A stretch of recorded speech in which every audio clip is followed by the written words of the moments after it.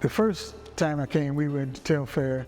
We were at the original mansion. It was just like being in the inside of a violin. And I thought, well, I would like to have a show in this place. And here we are.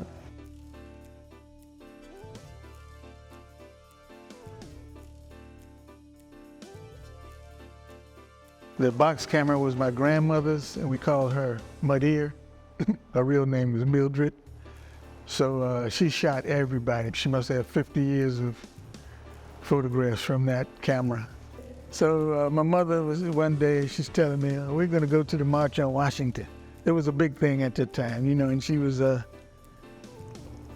actively conscious about African-American suffrage.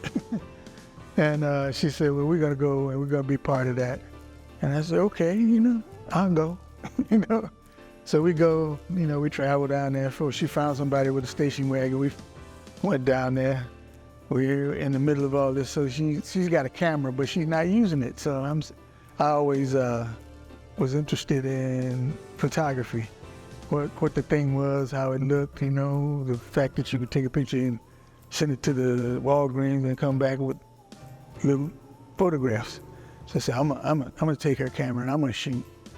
So this is the first time I'm using a camera, and these are my first pictures from March on Washington, 1963. I think I was 13 years old, but this is my first stab at taking pictures. In terms of photography, a guy named Roy DiCarava, one of my teachers, told me, when you taking pictures of a scene, stick around a little while after the scene, see what happens. Things unfold. These cameras followed me and followed the action wherever it took place. The first part of my journey was always culturally motivated. I grew up in the segregated South in Memphis, Tennessee. Stopped in Jackson, Mississippi, and I saw this newspaper that said there's gonna be a Klan rally next week at such and such a date. I said, oh, a Klan rally, man, I'm coming back for that. On that day, there was a Klan rally and a parade, and these guys were late to get in the parade, so they were walking kind of fast, and it was in the park, and I took the picture. There was no history of African Americans. We had a very vibrant, colorful, explosive culture. This is a mass baptism in Harlem. It takes place every year.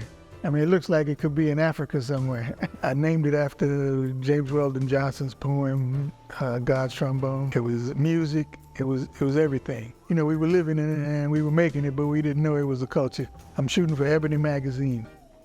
And Miles Davis, I was living on the south side of Chicago, and his sister lived 2 doors from me. Her name was Dorothy Wilburn. So I met her growing up, and she was like my aunt.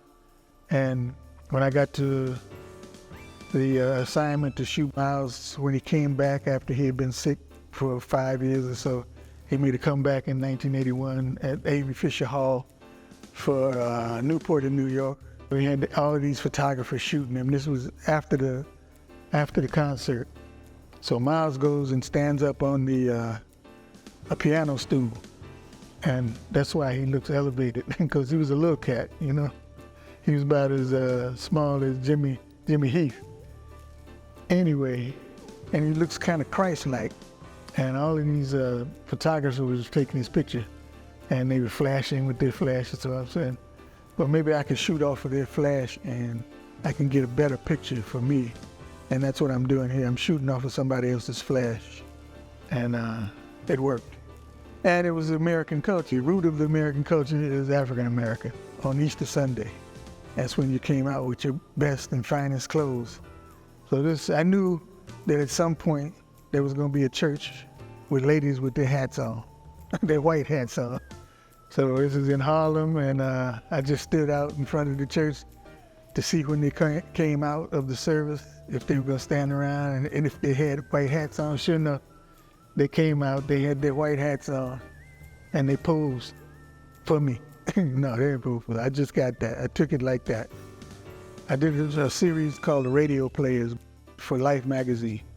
And they're together on a bus, and they're listening to boombox, and it looks like they're together, but to me it doesn't seem like they're together. It looks like she's going that way, her thoughts are that way, his thoughts are this way, They're together, but they're not together. And that kind of summed up African Americans in America for me, the black man and the woman. In terms of culturally motivated, is I want to know what the culture in Africa was like, where the slaves came, especially West Africa, where the slaves came from. So I went there early in my career, and I went to Timbuktu with a Tuareg prince. There were young camels there. There's actually 4, but there's 3 right there. They're waiting for their mother to come to tell them what to do. As the female matriarch of the herd, they were positioned under that tree. They knew that the storm was coming, I guess. That's what that's about, right outside of Timbuktu. And the music, you know, what is it about the drum? Why did they take the drum from the Africans when they got here? The only place they left the drum was in New Orleans. And why was that? This is them doing the second line out of the theater, off the stage. So I'm walking like what I told you, you should stick around for a little while because there's always something's gonna unfold. This unfolded at the very end. Blood on the field there's a fire there. In Africa, the drum is still a tonal language, and it's in every part of the culture. It's in the courts, it's in the schools, it's in the homes, it's everything. What happened to it when it got to the Caribbean? So I went to Cuba to see the Afro-Cuban component. And I did that early in the game too, 1977. So I got to see how it got codified.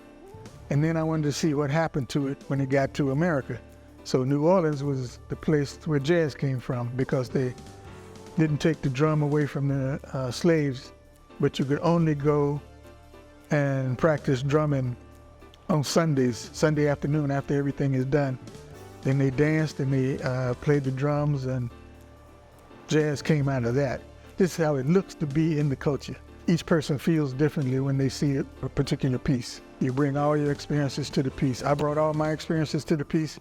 Whoever's gonna see it is bringing all their experiences to the piece. Man, Ahmed Jamal, he just passed, and we just did a memorial for him, and I just loved him. He took me on the road to be a road manager with him for 2 years, and I would have paid him to be out there on the road. As I loved him, I loved his music, I loved the men that were out there with him, and I learned so much, you know, about just being a man on the road. You know, before I got out there, I was a boy, but after I came off the road with him, I was a man. I have been coming to Savannah for the last 25 years. A guy named Rob Gibson invited me to come down and shoot for the Savannah Music Festival. I said, yeah, man, I'll come down, definitely. I've been here ever since, and I love the city. The music festival was usually the next day after the St. Patrick's Day parade, or it was a few days before.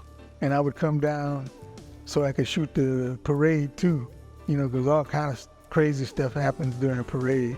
I'm Frank Stewart. This is my work. It's called Nexus, and it's everything that I've learned over the last 60 years about photography. Please come in and enjoy yourself.